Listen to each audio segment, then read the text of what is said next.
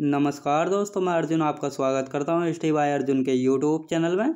तो दोस्तों आज की हमारी क्लास है उत्तर के मैदान। दोस्तों आज की क्लास में हम पढ़ेंगे उत्तर के मैदान। तो दोस्तों वीडियो को अंत तक जरूर देखना ताकि सभी क्वेश्चन जो आपको आसानी से याद हो जाए। साथ ही दोस्तों अगर आप हमारे चैनल पर पहली बार आएँ तो हमारे चैनल को भी सब्सक्राइब कर लीजिएगा, साथ ही बेल आइकन को प्रेस कर लीजिएगा ताकि हमारे आने वाले वीडियो का नोटिफिकेशन जो आप तक पहुँचता रहे। तो चलिए दोस्तों वीडियो को स्टार्ट करते हैं। दोस्तों आज की हमारी क्लास है उत्तर के मैदान। उत्तर के मैदान से पहले हमने पढ़े थे उत्तर के पर्वत। तो आज की हमारी क्लास है उत्तर के मैदान के बारे में। उत्तर के मैदान शुरू करने से पहले दोस्तों छोटा सा टॉपिक है उत्तर पूर्व उत्तर की पहाड़ियाँ देख लेते हैं। नोट यानी 7 सिस्टर। उत्तर पूर्व के 7 राज्य हैं जिनको जो है 7 सिस्टर के नाम से जो जाना जाता है। पहला है अरुणाचल प्रदेश, नागालैंड, मणिपुर, त्रिपुरा, मिजोरम, मेघालय और असम। तो ये 7 राज्य हैं दोस्तों जिनको जो है 7 सिस्टर के नाम से जो जाना जाता है। और एक भाई है इनका सिक्किम। सिक्किम को जो है इनका भाई जो है कहा जाता है। अरुणाचल प्रदेश की पहाड़ी। दोस्तों अरुणाचल प्रदेश की पहाड़ी के बारे में जानते हैं। तो पहली है डाफला पहाड़ी, मिरी पहाड़ी, अभोर पहाड़ी, मिसमी पहाड़ी। तो दोस्तों अरुणाचल प्रदेश की जो है यानी अरुणाचल प्रदेश में जो है ये 4 पहाड़ी पड़ती हैं। डाफला पहाड़ी, मिरी पहाड़ी, अभोर पहाड़ी, मिसमी पहाड़ी। यह अरुणाचल प्रदेश की जनजाति भी है। दोस्तों अरुणाचल प्रदेश की ये जनजाति भी है। डाफला जनजाति, मेरी जनजाति, अभोर जनजाति यानी मिसमी जनजाति। यानी जनजातियों के नाम पर ही जो है पहाड़ियों का नाम रखा गया है। यह शिवालिक श्रेणी का भाग है। दोस्तों ये शिवालिक श्रेणी का भाग है। चारों पहाड़ियाँ जो कि अरुणाचल प्रदेश में जो है पड़ती हैं। हिमालय। दोस्तों हिमालय को जो है म्यांमार में अराकानयुमा पर्वत के नाम से जो जाना जाता है। भारत और म्यांमार की सीमा बनाता है। याद रखें दोस्तों हिमालय पर्वत जो है म्यांमार में अराकानयुमा पर्वत के नाम से जो जाना जाता है। भारत और म्यांमार की जो है सीमा बनाता है। पटकाई बूम। दोस्तों पटकाई बूम जो है ये अन्य पहाड़ियाँ। पटकाई बूम पहाड़ी जो है अरुणाचल प्रदेश में पड़ती है। नागा पहाड़ी नागालैंड में पड़ती हैं। मणिपुर पहाड़ी यानी जिनको लेमाटोल पहाड़ी भी कहा जाता है यह मणिपुर में पड़ती हैं। लुसाई पहाड़ी जिन्हें मीजो पहाड़ी के नाम से भी जानते हैं यह मिजोरम में पड़ती हैं।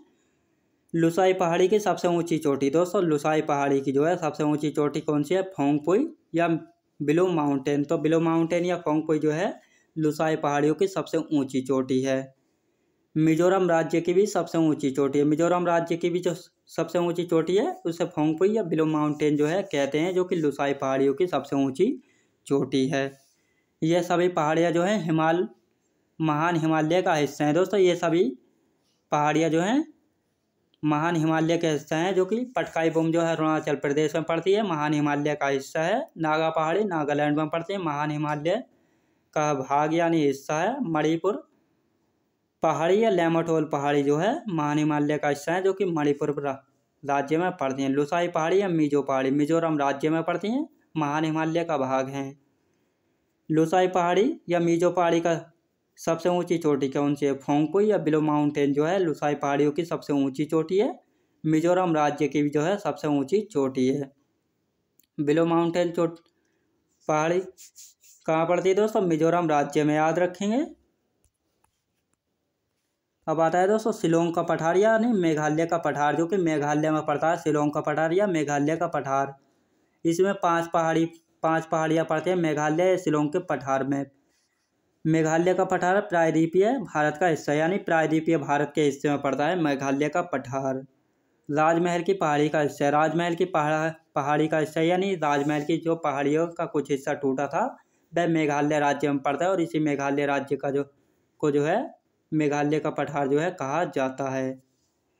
तो शिलोंग या मेघालय के पठार में 5 पहाड़ियाँ कौन कौन सी आती हैं? गारो पहाड़ी, खासी पहाड़ी और जयंती पहाड़ियाँ, मिकीर पहाड़ी और रेगमा पहाड़ी।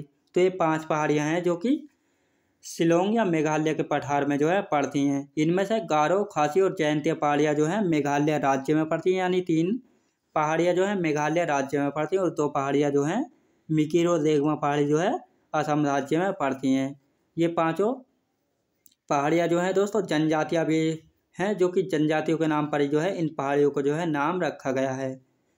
गारो, खासी और जयंतिया पहाड़ियाँ जो है मेघालय में पड़ती हैं। ये यहाँ की जनजातियाँ भी हैं, याद रखें दोस्तों, ये जो है यहाँ की जनजातियाँ भी हैं। शिलोंग के पठार को राजमहल की पहाड़ी से अलग करता है दोस्तों। शिलोंग के पठार को जो है राजमहल की पहाड़ियों से अलग कौन करता है? तो मालदा गैप जो है शिलोंग के पठार को राजमहल की पहाड़ियों से जो है अलग करता है, यानी राजमहल की पहाड़ियों का हिस्सा ही है शिलोंग का पठार, जो कि मेघालय में पड़ता है। तो इसको जो है बीच में से कौन काटता है? यहाँ से राजमहल की पहाड़ियों के बीच से जो है सिंधु नदी और ब्रह्मपुत्र नदी और गंगा नदी जो है इनके बीच से बहती है, जिस वजह से जो है राजमहल की पहाड़ियों को जो 2 भागों में बांट देती है। तो इनके बीच का जो भाग होता है उसको जो है मालदा गैप जो है कहा गया है। अब आते हैं दोस्तों, अब आज का हमारा टॉपिक शुरू होता है उत्तर के मैदान। तो दोस्तों आज की क्लास में हम पढ़ेंगे उत्तर के मैदान। उत्तर के मैदानों का निर्माण कैसा हुआ? सिंधु नदी, गंगा नदी, ब्रह्मपुत्र नदी एवं इनकी सहायक नदियों द्वारा लाए गए अवसाद के द्वारा जो है अवसाद के जमाव से जो है इनका निर्माण हुआ। यानी उत्तर के मैदानों का निर्माण जो है सिंधु नदी, गंगा, ब्रह्मपुत्र एवं इनके सहायक नदियों द्वारा जो है लाए गए अवसाद के जमाव से जो है उत्तर के मैदानों का जमाव हुआ है। इनके 4 भाग है दोस्तों। उत्तर के मैदानों के 4 भाग हैं, भाबर, तराई क्षेत्र, खादर और बांगर। ये 4 क्षेत्रों में बटा है। तो भाबर क्षेत्र क्या है? यानी भाबर क्षेत्र में तो सिंधु, गंगा और ब्रह्मपुत्र नदी एवं इनकी सहायक नदियाँ जो हैं जब शिवालिक पर्वत से जो है बीच से बहती हैं तो उसको जो है काट कर, यानी उसके अपशिष्ट या वेस्ट मटेरियल को जो है काट कर उसके अवसाद को जो है अपने साथ बहा कर ले आती हैं। उसमें मोटे मोटे पत्थरों को जो है बहा कर अपने साथ ले आती हैं और उनको जो है एक जगह इकट्ठा जो है कर देती हैं। जब मोटे मोटे पत्थर एक जगह इकट्ठा हो जाते हैं तो नदियाँ वहाँ विलुप्त हो जाती है, यानी मोटे पत्थरों को जो एक साथ ज़्यादा दूर तक नहीं ले जा सकती, तो उनको जो है एक जगह छोड़ देती हैं और वहीं से जो नदियाँ विलुप्त हो जाती है। यानी नदियाँ जो हैं पत्थरों के नीचे से बहना स्टार्ट हो जाती हैं, तो नदियाँ जो हैं विलुप्त हो जाती है भाबर क्षेत्र में। यहाँ पर मोटे मोटे पत्थर हैं तो इसीलिए जो है यहाँ पर कृषि जो है नहीं हो सकती। मोटे मोटे पत्थर यानी ऐसे ऐसे पत्थर जो हैं इकट्ठे हो जाते हैं तो नदियाँ जो हैं इनके नीचे से जो है बहनी शुरू हो जाती हैं, यानी यहाँ से विलुप्त हो जाती है भाबर क्षेत्र से। तो यहाँ पर मोटे मोटे पत्थर हैं तो यहाँ पर जो है कृषि नहीं की जा सकती है। अब इसके बाद जो है आता है दोस्तों तराई क्षेत्र। तराई क्षेत्र भाबर के दक्षिण में स्थित है दोस्तों। तराई क्षेत्र जो है भाबर के दक्षिण में जो है पड़ता है। नदियाँ पुनः यहाँ से बाहर आती हैं दोस्तों। भाबर क्षेत्र में जो है तराई क्षेत्र में जो है नदियाँ जो है पुनः बाहर निकल आती है और भाबर क्षेत्र में जो है विलुप्त हो जाती है, तराई क्षेत्र में बाहर आ जाती हैं। तराई क्षेत्र कैसा होता है? समतल होता है, यानी एकसार यानी समतल होता है। नम, यहाँ की ज़मीन जो है नम होती है। नम यानी हल्की हल्की गीली होती है और ज़मीन में जो है नमी होती है। यह कृषि योग्य भूमि होती है। यहाँ पर अधिकतर गन्ना और धान की खेती की जाती है, यानी गन्ना और धान की खेती को जो है अधिक पानी की आवश्यकता पड़ती है, तो इसीलिए जो है तराई क्षेत्र में जो है गन्ना और धान की खेती अधिकतर जो है देखने को मिलती है। अब इसके बाद आता है दोस्तों खादर क्षेत्र। तीसरे नंबर पर आता है खादर क्षेत्र। खादर क्षेत्र में क्या होता है दोस्तों? नदियाँ जो है हर साल अपने साथ जो है बाढ़ लेकर आती हैं दोस्तों। नंबर 3 पर आता है खादर क्षेत्र, जहाँ पर जो है नदियाँ हर साल अपने साथ जो है बाढ़ लेकर आती हैं। बाढ़ जैसे ये नदियाँ बह रही तो ये अपने साथ जो है इधर को और इधर को, ये नदियों का पानी जो है बाढ़ से जो है इधर बहता चला जाता है, तो इन क्षेत्रों में जो है नई नई मिट्टियाँ जो है जमा हो जाती है।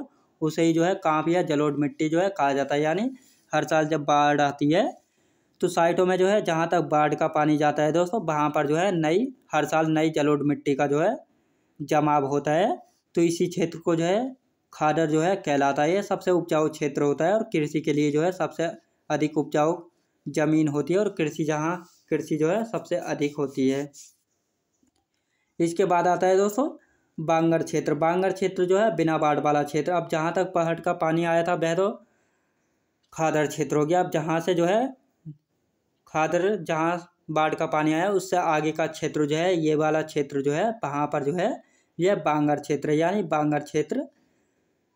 तो इस क्षेत्र को जो है बांगर क्षेत्र कहा जाता है। यानी इसका निर्माण जो है पुरानी कांप या जलोढ़ मिट्टी से हुई, यानी यहाँ पर जो है पहले कभी बाढ़ आती होगी लेकिन अब नहीं आती है, तो इसको जो है बांगर क्षेत्र जो है कहा गया है। जिसका क्षेत्र जो है दोस्तों कांप या जलोढ़ मिट्टी से हुई, यानी पर पुरानी जलोढ़ मिट्टी से जो है इसका निर्माण हुआ है। बांगर क्षेत्र का याद रखें तो दोस्तों ये 4 क्षेत्र है। खादर क्षेत्र हो गया, बांगर क्षेत्र हो गया, तराई क्षेत्र हो गया, और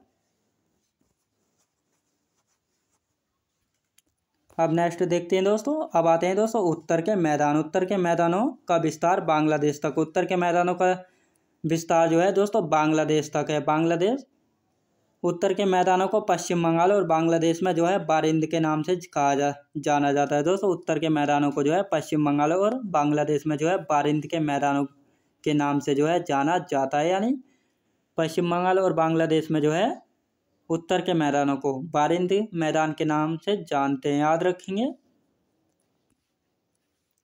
अब आता है दोस्तों भारतीय मरुस्थल, यानी भारतीय मरुस्थल। भारतीय मरुस्थल को जो है भारत में थार मरुस्थल के नाम से जो है जाना जाता है। थार मरुस्थल का विस्तार किन किन क्षेत्रों में है, तो भारत और पाकिस्तान में है कुछ क्षेत्र थार मरुस्थल का, और भारत में अधिकतर है। भारत में ज़्यादा क्षेत्र है। तो भारत के किन किन राज्यों में इसका विस्तार है, राजस्थान, गुजरात, हरियाणा। तो इन 3 राज्यों में जो है भारत के थार मरुस्थल का विस्तार। राजस्थान में सबसे बड़ा क्षेत्र है थार मरुस्थल का, गुजरात में कुछ छोटा है, और हरियाणा राज्य में उससे भी छोटा क्षेत्र है थार मरुस्थल का। तो थार मरुस्थल जो है भारत के 3 राज्यों में फैला है, राजस्थान, गुजरात, हरियाणा राज्य। यह अरावली पर्वत के पश्चिम में है दोस्तों। अरावली पर्वत के पश्चिम में है थार मरुस्थल। थार मरुस्थल की लूनी नदी जो है, थार मरुस्थल की लूनी नदी भारतीय मरुस्थल की प्रमुख नदी है दोस्तों। थार मरुस्थल की जो है प्रमुख नदी कौन सी है, तो लूनी नदी जो है भारतीय मरुस्थल की जो है प्रमुख नदी है, याद रखें दोस्तों। तो मैं उम्मीद करता हूँ आपको वीडियो क्वालिटी, कंटेंट वगैरह सभी कुछ आपको पसंद आया होगा। पसंद आया तो लाइक शेयर और सब्सक्राइब करना बिल्कुल भी न भूलें।